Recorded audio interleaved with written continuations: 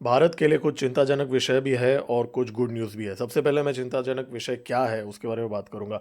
China का जो J-35 fighter jet है, जो fifth generation stealth fighter jet है, वो पाकिस्तान को सप्लाई कर दिया जाएगा अगले 2 महीने के अंदर। जी हाँ, इमरजेंसी प्रोक्योरमेंट के मुताबिक अगस्त 2025 को, मतलब 2 महीने बाद, पाकिस्तान को 30 J-35 की डिलीवरी इमरजेंसी बेसिस पे की जाएगी चाइना की तरफ से। और चाइना पाकिस्तान को माना जा रहा है कि 50% डिस्काउंट दे रहा है इसमें। और J-35 का जो टेक्नोलॉजी है, स्लीथ मोड है, बोला जाता है कि रडार डिटेक्ट डिटेक्ट नहीं कर सकता। हालांकि भारत के बहुत सारे विशेषज्ञ कहते हैं कि भारत आसानी से इसको डिटेक्ट कर लेगा, लेकिन ये तो आपको मानना पड़ेगा कि J-17 जो है उससे तो डेफिनेटली ज़्यादा एडवांस्ड है ये J-35। और ये भारत के लिए definitely something to take note of है, क्योंकि देखिए, पाकिस्तान की जो एयरफोर्स है वो थकी और हारी हुई है अभी इस समय, और J-35 के आने से उनको डेफिनेटली एक छोटा सा बूस्टर शॉट तो डेफिनेटली मिलेगा। और ऐसी जल्दी क्या थी पाकिस्तान को ये डिलीवरीज लेने के लिए? चाइना जो पिछले 2 हफ्ते में हुआ है भारत और पाकिस्तान के बीच में, उसके बाद में तुरंत चाइना ने ये चीज़ अनाउंस कर दिया। ये कैसे किया? क्योंकि ये जो डील है, इसके बारे में बहुत ज़्यादा डिटेल्स इससे पहले अनाउंस नहीं की गई थी। पिछले 1 हफ्ते के अंदर अचानक चाइना ने ये चीज़ बता दिया कि 30 के 30 एयरक्राफ्ट एक साथ डिलीवर कर दी जाएंगे अगस्त में। देखिए, अगर आप याद करेंगे, भारत को जो राफेल्स की डिलीवरी डिलीवरी हुई थी, वो ऐसा नहीं हुआ था कि वो गलवान के टाइम पे हुआ था। ऐसा नहीं था कि एक साथ 36 राफेल आ गई थी। पहले बैचेस में हुए थे, पहले 2 आई थी, फिर अगले बैच में आई थिंक 6 आई थी, वैसे बैचेस में आई थी। लेकिन यहाँ पे 30 के 30 जेट्स झट से चाइना डिलीवर कर रहा है 2 महीने के अंदर। तो ऐसी क्या प्लानिंग हो रही है, ऐसा क्या अर्जेंसी है चाइना के लिए या पाकिस्तान के लिए कि ये डिलीवरीज उन्होंने स्पीड अप कर दिया? क्या चाइना ये देख रहा है कि पाकिस्तान की एयरफोर्स कंप्लीटली डिफीट हो चुकी है, इसके लिए ये बूस्टर शॉट की उनको ज़रूरत है? रीजंस हमें पता नहीं, क्योंकि माना जा रहा है कि ये पाकिस्तान एयरफोर्स के जो कुछ पायलट्स हैं, वो पीपल्स लिबरेशन आर्मी एयरफोर्स के हेडक्वार्टर्स जो है बीजिंग में, वहाँ पे इस समय ऑपरेशनल ट्रेनिंग ले रहे हैं कि ये जहाज़ को कैसे उड़ाया जाए। और पाकिस्तान के फाइटर जेट्स ट्रेनिंग तो ले ही रहे हैं, लेकिन साथ में चाइनीज़ अथॉरिटीज़ ने $25 बिलियन, जी हाँ, ऑलरेडी 65 से 70 बिलियन डॉलर कर्जा है पाकिस्तान के सर के ऊपर सीपेक का। उसके बाद में $25 बिलियन का जो इन्वेस्टमेंट है, चाइना अभी कमिट करने वाला है पाकिस्तान के सिविल और मिलिट्री इंफ्रास्ट्रक्चर के अंदर। तो मतलब, क्या भारत ने जो 10-15 बिलियन डॉलर का वर्थ का इंफ्रास्ट्रक्चर डिस्ट्रॉय किया है, क्या उसको फिलअप करने के लिए ये बूस्टर शॉट चाइना दे रहा है? हो सकता है। $25 बिलियन चाइना बेसिकली देने वाला है। अब वो फ्री में तो नहीं देंगे, डेफिनेटली उधार में देंगे। ईएमआई पे भी दे रहे हैं, इजी पेमेंट टर्म्स पे भी दे रहे हैं ये सारा पैसा और ये फाइटर जेट्स। सो इस पे बहुत क्लोजली हम ट्रैक करेंगे आगे कुछ दिनों में। लेकिन मैंने आपको बोला था वीडियो के स्टार्टिंग में कि गुड न्यूज़ भी एक है। गुड न्यूज़ ये है कि सुखोई 57, ठीक है, जो फिफ्थ जनरेशन फाइटर जेट है रशिया का, भारत के पास by the way 270 Sukhoi 30 aircrafts हैं, ठीक है, भारत के पास रशिया वाली। अब ये जो सुखोई 57 जो है, फिफ्थ जनरेशन जो है, जो व्लादिमीर पुतिन ने ऑफर किया था पिछले 2 हफ्तों में कि भारत के अंदर फुल टेक्नोलॉजी ट्रांसफ़र के साथ ऑफर किया था, इसने एक कमाल कर दिखाया। वो ये कमाल कर दिखाया जो यूनाइटेड स्टेट्स भी चौंक चौंक गया देखने के बाद, इवन चाइना भी देख चौंक गया देखने के बाद। चाइना का जो J-35 है, जिसके बारे में मैंने अभी जस्ट बात किया, वो इसके सामने कुछ भी नहीं है। अब आप बोलेंगे कि दोनों फिफ्थ जनरेशन है, तो डिफरेंसेस क्या है? टेक्निकल एनालिसिस दूसरे वीडियो में करेंगे, लेकिन अभी मोटा मोटा मैं एक चीज़ बता दूंगा कि कैसे सुखोई 57 ने कंप्लीटली यूनाइटेड स्टेट्स और चाइना को हिला के रख दिया है। क्योंकि एक टेस्टिंग हुआ था सुखोई 57 एम वेरिएंट के फाइटर जेट को, ये कंप्लीटली एआई के थ्रू उड़ाई गई थी। जी हाँ, कंप्लीटली आर्टिफिशियल इंटेलिजेंस के थ्रू, पायलट ने हाथ नहीं लगाया। हालांकि एक सीनियर पायलट माना जाता है कि उस फ्लाइट के अंदर मौजूद थे जब ये चीज़ हुई थी, जब ये टेस्टिंग हुई थी। लेकिन माना जाता है कि सुखोई 57 अपने आप टेक ऑफ लिया, उसने अपने आप टारगेट वगैरह लॉक किया, अपने आप रडार्स वगैरह ऑपरेट किए, और आर्टिफिशियल इंटेलिजेंस ने पूरे फ्लाइट में, थ्रू आउट पूरे फ्लाइट में सब कुछ कंट्रोल किया और एनिमी टारगेट्स को भी डिस्ट्रॉय किए। तो ये एक fully autonomous fifth generation aircraft है, दुनिया की सबसे पहली। F-35 में भी ये फीचर नहीं है। चाइना का J-35 जो कॉपी है F-35 का, उनके पास तो आते आते टाइम लग जाएगा। तो ये सुखोई 57 जो है, जो भारत को व्लादिमीर पुतिन, जी हाँ, जो ऑफर किया गया है पिछले 2 हफ्तों के अंदर, जो फुल्ली एआई कंट्रोल्ड उड़ान भर चुकी है और प्रूव कर चुकी है, वो अब भारत को भी माना जा रहा है, ऑफर किया जा रहा है। तो भारत का जो 5th जनरेशन एयरक्राफ्ट है, अगर भारत ये डील साइन करता है रशिया के साथ, सुखोई 57 का full technology transfer by the way offer किया है व्लादिमीर पुतिन ने, तो भारत को ये AI powered 5th generation fighter jet मिल सकता है। लेकिन भारत के जो डिफेंस एक्विजिशन के जो ऑफिशियल्स हैं, क्या वो इसको प्रेफर करेंगे? क्योंकि हमारा जो एएमसी है 2028 को माना जा रहा है कि उसका पहला डिलीवरी होगा। वो कैसे होगा वो अभी तक हमें नहीं पता, क्योंकि इंजन तो हमारे पास तेजस के भी नहीं है, तो एएमसी का कैसे होगा? कावेरी इंजन तब तक रेडी होगा? वो सब हवा में है। लेकिन सुकोई 57 अगर हम चाहें तो भाई अभी हम खरीद सकते हैं, स्पेशली जब चाइना 30 फाइटर एयरक्राफ्ट का इमरजेंसी डिलीवरी दे रहा है पाकिस्तान को अगस्त 2025 में। तो दोस्तों, आप लोग को क्या लगता है कि भारत को सुखोई 57 खरीदना चाहिए रशिया से? क्या हमें हमारा खुद का एएमसीए का वेट करना चाहिए? आप लोग कमेंट्स में लिख के मुझे बता सकते हैं। इसके बाद में अभी अगली खबर यह है कि मोहम्मद यूनुस जो है, वो उसके लिए बहुत ही बुरी खबर है। वो ये है कि बुरी खबर तो आजकल उसकी हर दिन आते जा रही है उसके खिलाफ। बांग्लादेश का जो आर्मी चीफ है, जिसने टेक ओवर कर लिया था शेख हसीना के जाने के बाद पिछले साल अगस्त में, जनरल वकर जमन, ठीक है, वो भाई साहब जाके मिल के आ गए हैं व्लादिमीर पुतिन के साथ। ठीक है, एक तरफ डीप स्टेट, जो मेरे कल के वीडियो में मैंने कवर किया कि रखैन प्रोविंस के अंदर एक ह्यूमैनिटेरियन कॉरिडोर के नाम पे एक कॉन्फ्लिक्ट जोन क्रिएट करना चाह रहा है। एक तरफ चाइना जो एयरबेस बनाना चाह रहा है सिलीगुड़ी कॉरिडोर के 20 किलोमीटर के डिस्टेंस पे। उसी इसी टाइम पे हमें मालूम पड़ रहा है कि ये जो आर्मी चीफ है बांग्लादेश का, जनरल वकर जमन, वो जाके रशिया में रशिया के जो deputy defence minister general Fomin और आर्मी चीफ जनरल ओल्गी सेल्कोव के साथ उन्होंने मीटिंग किया, और रोस्टेक, रोसोबोर्नो एक्सपोर्ट और रोस्टॉम के साथ मीटिंग किया। तो ये सारे डिफेंस कंपनीज हैं रशिया के। तो क्या बांग्लादेश रशिया से कुछ असला और कुछ आर्म्स खरीदने वाला है? क्योंकि ये विजिट के बाद में बहुत सारा स्पेकुलेशन हो रहा है कि जो आर्मी है बांग्लादेश की, वो यूनस के साथ सेम पेज पे नहीं है। क्योंकि यूनस जो है वो यूएस के डीप स्टेट ने उसे लाया था, और चाइना उसको थोड़ा बहुत सपोर्ट कर रहा था। और आर्मी जो है, माना जाता है कि आर्मी के कुछ डिफरेंस ऑफ ओपिनियन है यूनस के साथ, यूएस को कैसे डील किया जाए, जो यूनस का आका है यूएस में जो बैठा है उसके साथ कैसे डील किया जाए, इस पॉइंट पे बहुत बड़ा डिफरेंस ऑफ ओपिनियन है। इस टाइम पे ये खबर हमें मिल रही है कि डिफेंस परचेस बांग्लादेश कर सकता है रशिया से।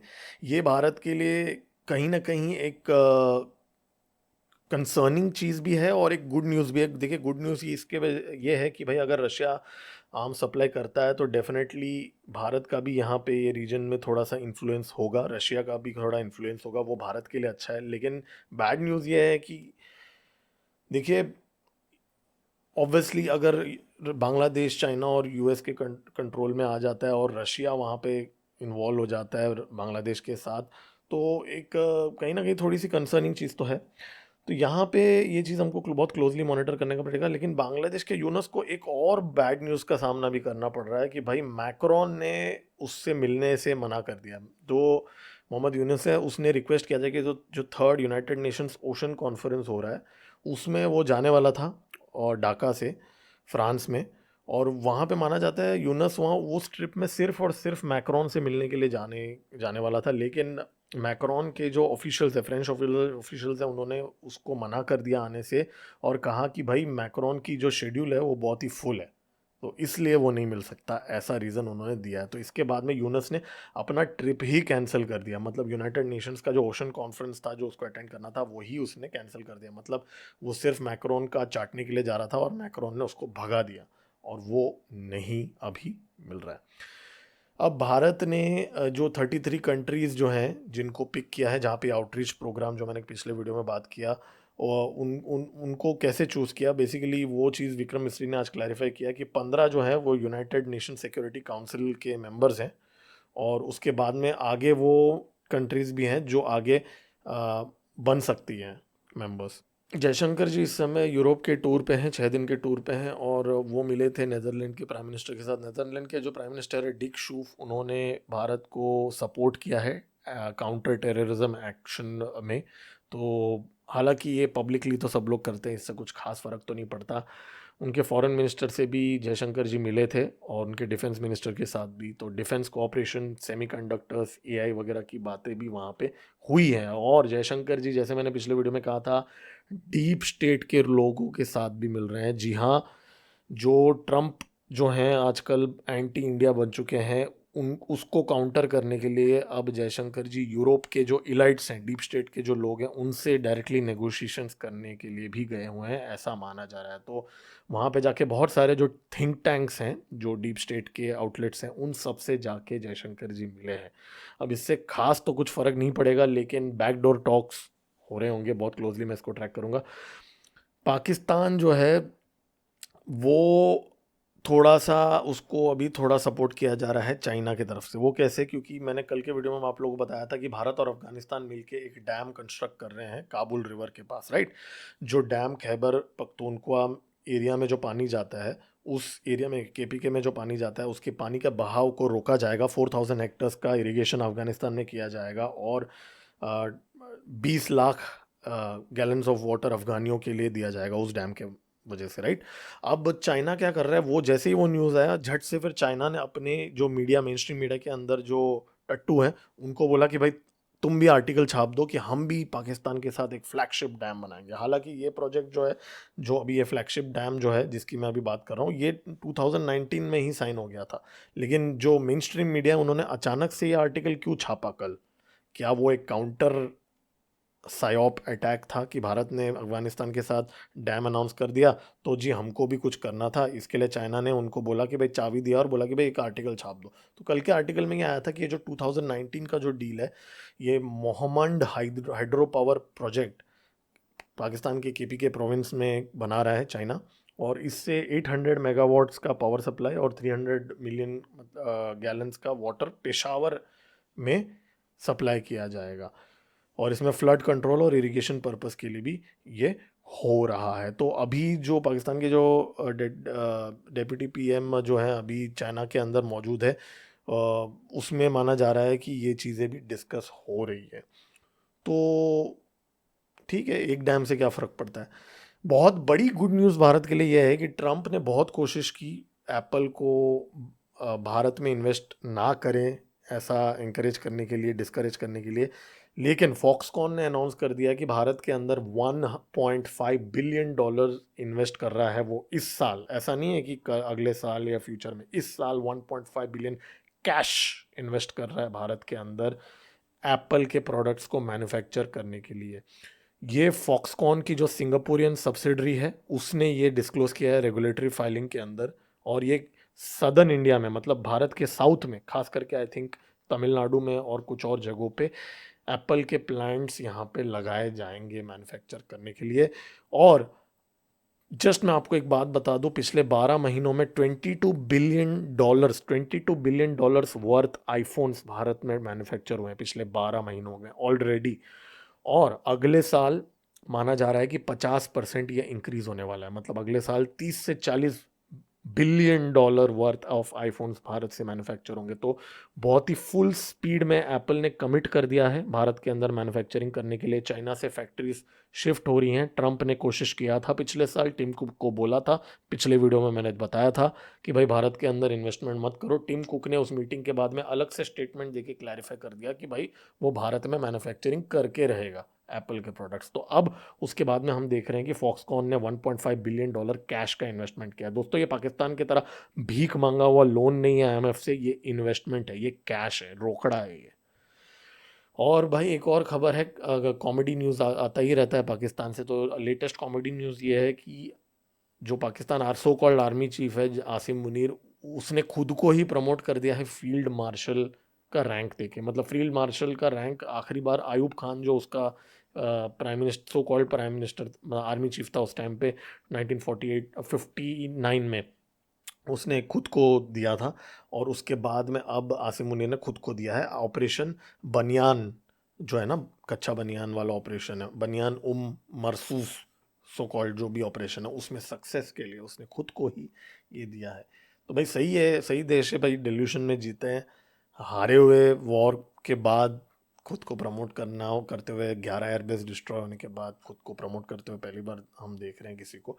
बट एनीवेज भाई, पाकिस्तान वापस भीख मांग रहा है। जी हाँ, एक और बार भीख मांग रहा है। $4.9 बिलियन इस टाइम वो भीख मांग रहा है इंटरनेशनल कमर्शियल बैंक से। ठीक है, ये लेटेस्ट रिपोर्ट आई हुई है। उसका जो फॉरेक्स रिजर्व है पाकिस्तान का बहुत ही कम है। भारत का तो आराम से $678 बिलियन का हमारा फॉरेक्स रिजर्व है। पाकिस्तान का तो 3-4 बिलियन भी नहीं है, आई थिंक उससे भी कम हो गया। इसके लिए अचानक पाकिस्तान थोड़ा पैनिक में आ गया है और वो भीख मांग रहा है। इस बार भीख $4.9 बिलियन का मांगा है इंटरनेशनल कमर्शियल बैंक से, 7 और 8% इंटरेस्ट रेट्स में और कुछ स्ट्रिक्ट कंडीशंस में। एयरवाई न्यूज़ ने ये रिपोर्ट किया है, ऐसा नहीं कि हम बोल रहे हैं। तो ये इंटरनेशनल कमर्शियल बैंक्स में से एक बैंक ऑफ चाइना है, फिर स्टैंडर्ड चार्टर्ड बैंक है, दुबई इस्लामिक बैंक है, एशियन डेवलपमेंट बैंक है। ये सारे जगहों से थोड़ा थोड़ा करके, किसी से 1.1, किसी से 500 मिलियन, थोड़ा थोड़ा करके भीख मांग रहा है पाकिस्तान। और एक गुड न्यूज़ है भारत के लिए कि लश्कर ए तैयबा का जो फाउंडर है, को फाउंडर है, मतलब भारत में तो हम स्टार्टअप के को फाउंडर्स के बारे में सुनते हैं ना, पाकिस्तान में टेररिस्ट के को फाउंडर, सो कॉल्ड इतना महान व्यक्ति लश्कर ए तैयबा का को founder 66 year old Aamir Hamza, उसके ऊपर भाई अननोन गनमैन ने अटैक कर दिया था लाहौर में। ठीक है, ये आदमी यूएन डेसिग्नेटेड टेररिस्ट है, 12 साल से यूनाइटेड नेशंस ने इसको टेररिस्ट घोषित किया है। पाकिस्तान के मीडिया में इसके रिपोर्ट्स आ रहे हैं कि वो लाहौर में है और उसके ऊपर अटैक हो गया। तो भाई खुलेआम ये चीज़ें हो रही है, लेकिन मरा नहीं है ये अभी तक, लेकिन इंजर्ड है, सीरियसली इंजर्ड है। तो भाई अननोन गनमैन तो अपना काम कर रहे हैं। इंडिया ने अपनी मैरीटाइम सिक्योरिटी को थोड़ा स्ट्रेंथन करने के लिए यूनाइटेड नेशंस सिक्योरिटी काउंसिल में कुछ स्टेटमेंट्स दिए हैं कि कैसे भारत अपना मैरीटाइम सिक्योरिटी और काउंटर टेररिज्म जो को इम्प्रूव कर रहा है। तो यहाँ पे भारत ने ये चीज़ क्लैरिफाई किया कि पिछले एक साल में जो हुतीज़ वगैरह जो अटैक कर रहे हैं वेस्टर्न अरेबियन सी में, वहाँ पे उनको काउंटर करने के लिए भारत ने 35 शिप्स भेजे थे और 1000 बोर्डिंग ऑपरेशंस भारत ने किए हैं और 30 इंसिडेंट्स को भारत ने अप्रोच किया। तो भारत ने क्या कंट्रीब्यूशन दिया इंटरनेशनल मैरीटाइम सेफ्टी का, वो भारत ने बताया है यहाँ पे। एक टेरर मॉड्यूल को पंजाब पुलिस ने बर्स्ट किया है। Khalistani terror module Batala area में था, बब्बर खालसा का था एक टेरर मॉड्यूल। वो कुछ अटैक्स प्लान कर रहे थे वहाँ पे, वो अरेस्ट हो चुके हैं। ये भी एक बहुत ही इम्पोर्टेंट अपडेट है। और एक बहुत ही गुड न्यूज़ है भारत के लिए कि बहुत सारे देश अब ब्रह्मोस का मिसाइल खरीदने के लिए तैयार हो चुके हैं ऑपरेशन सिंदूर को देखने के बाद। देखिए, जो देश होते हैं ना, वो सीएनएन और गार्डियन के हेडलाइंस देख के अपने डिफेंस एक्विजिशन नहीं करते, वो अपनी खुद की एनालिसिस और एनालाइज और सच देख के करते हैं, राइट। तो ब्रह्मोस के और जो बहुत सारे एक्सप्रेशन ऑफ इंटरेस्ट भारत को मिल चुके हैं, Thailand, Singapore, Brunei, Philippines, Indonesia, Vietnam, Malaysia, इन सब कंट्रीज़ ने भारत को ब्रह्मोस की रिक्वेस्ट की है। ये चीज़ कंफर्म्ड न्यूज़ है। ये डील्स ऑलमोस्ट सर्टन है। और ये तो मैंने साउथ ईस्ट एशिया की बात की। अगर मैं मिडिल ईस्ट की बात करूँ तो UAE, Saudi Arabia, Egypt, Qatar, Oman, ये सब ने इंटरेस्ट दिखाया। साउथ अमेरिका में ब्राज़ील, चिली, अर्जेंटीना और वेनेजुला, इन्होंने भी ब्रह्मोस का रिक्वेस्ट किया। यूपी में अभी जो लेटेस्ट फैक्ट्री भारत ने इनॉग्रेशन किया है ऑलमोस्ट पिछले हफ्ते, योगी जी ने किया था, माना जा रहा है कि उसमें जो ब्रह्मोस मिसाइल्स मैन्युफैक्चर होंगी वो इन देशों में भेजा जाएगा। तो बहुत ही भाई हॉट प्रोडक्ट है ब्रह्मोस जो है। 50-50 पार्टनरशिप में भारत और रशिया के बीच में है। भारत का 50.5% है, रशिया का 49.5% है, मतलब भारत का ही है प्रेडोमिनेंटली ये।